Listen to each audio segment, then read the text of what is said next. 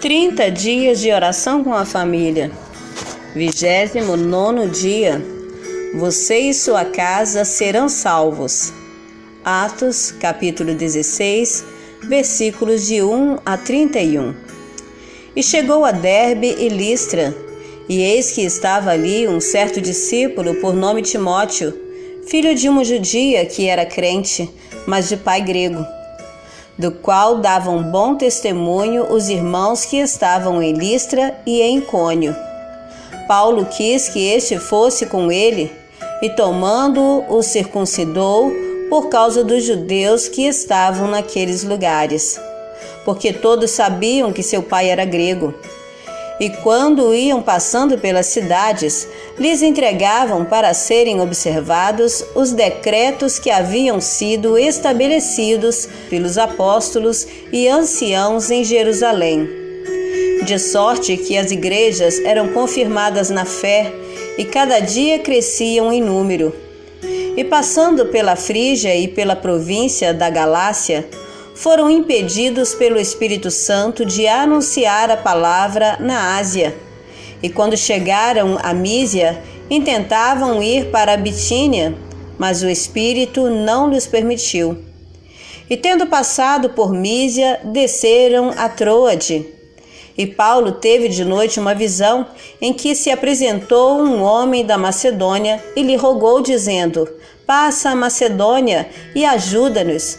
E logo depois desta visão, procuramos partir para a Macedônia, concluindo que o Senhor nos chamava para lhes anunciarmos o Evangelho. E navegando de Troade, fomos correndo em caminho direto para Samotrácia, e no dia seguinte para Neápolis, e dali para Filipos, que é a primeira cidade desta parte da Macedônia, e a uma colônia, e estivemos alguns dias nesta cidade. E no dia de sábado saímos fora das portas para a beira do rio, onde se costumavam fazer oração. E assentando-nos falamos às mulheres que ali se ajuntaram. Uma certa mulher chamada Lídia, vendedora de púrpura, da cidade de Tiatira, e que servia a Deus, nos ouvia, e o Senhor lhe abriu o coração para que estivesse atenta ao que Paulo dizia.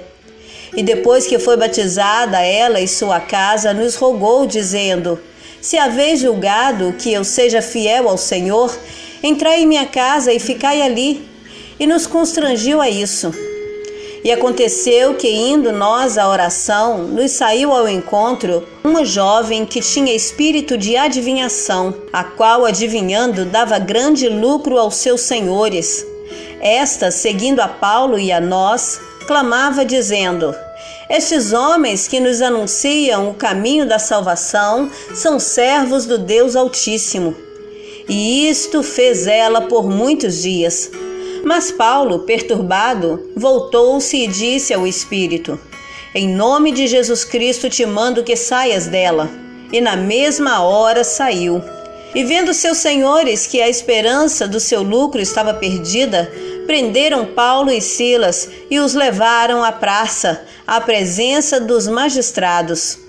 E apresentando-os aos magistrados, disseram: estes homens, sendo judeus, perturbaram a nossa cidade e nos expõem costumes que não nos é lícito receber nem praticar, visto que somos romanos. E a multidão se levantou unida contra eles, e os magistrados, rasgando-lhes as vestes, mandaram açoitá-los com varas. E havendo-lhes dado muitos açoites, os lançaram na prisão, mandando ao carcereiro que os guardasse com segurança, o qual, tendo recebido tal ordem, os lançou no cárcere interior e lhes segurou os pés no tronco. E perto da meia-noite, Paulo e Silas oravam e cantavam hinos a Deus, e os outros presos os escutavam. E de repente sobreveio um tão grande terremoto que os alicerces do cárcere se moveram e logo se abriram todas as portas e foram soltas as prisões de todos. E acordando o carcereiro e vendo abertas as portas da prisão, tirou a espada e quis matar-se, cuidando que os presos já tinham fugido. Mas Paulo clamou com grande voz, dizendo: não te faças nenhum mal, que todos aqui estamos. E pedindo luz, saltou dentro e todo trêmulo se prostrou ante Paulo e Silas. E tirando-os para fora, disse: Senhores, que é necessário que eu faça para me salvar? E eles disseram: crê no Senhor Jesus Cristo e serás salvo, tu e a tua casa. Certo dia, Marcos Calisto, autor desses textos, ouviu o testemunho da conversão de uma árabe. O que lhe impressionou foi, mais uma vez, identificar a palavra de Deus se cumprindo, conforme a história do carcereiro de Filipos. O evangelho alcançou sua mãe, depois ela, depois o irmão e primos. Enfim, seu pai, de tremenda tradição cultural religiosa árabe, entregou a vida para Cristo. É maravilhoso quando alguém se converte, pois a luz de Deus acaba alcançando a família. Haja conversão imediata ou não, o fato é que naquele lugar a mensagem de boas novas se torna real e possível de alcançar a todos. Se você é o único ou um dos poucos da sua família que teve o privilégio de abraçar a mensagem de Jesus, saiba que de uma forma ou de outra ela estará alcançando os seus queridos. Você pode crer nisso, pois é um fato espiritual natural que acaba ocorrendo. Apesar de muitas vezes ser motivo de chacota ou desprezo no meio dos seus, por ser crente, eles acabarão despertados por uma tremenda realidade. Olharão para você e verão aquilo que eles não têm e precisam ter: Jesus. Por outro lado, firme-se numa vida de intercessão por eles.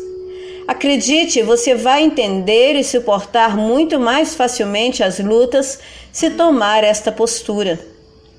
Oremos. Estimado Pai, que eu possa ser um instrumento de paz e salvação em minha casa, para o louvor da Tua glória, em nome de Jesus. Amém.